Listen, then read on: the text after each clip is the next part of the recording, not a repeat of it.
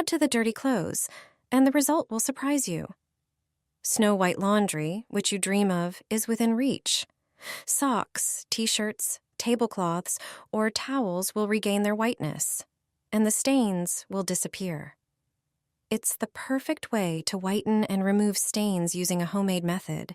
If the stains haven't come out in the laundry and there are still dirt on the socks, this method will surely help you. It will also work for towels. After all, there shouldn't be any dirt on them. Check your white socks after washing and take out the ones that are still dirty or gray. Do the same with other items. I have a few towels. Some of them still have stains. Prepare a bowl and put all these items in it. Let me know which city you're watching me from today. Pour 2 liters of hot water. If you only have one item, 1 liter will suffice. Take vinegar from the cupboard and measure 1 cup. Pour it into the water with the items.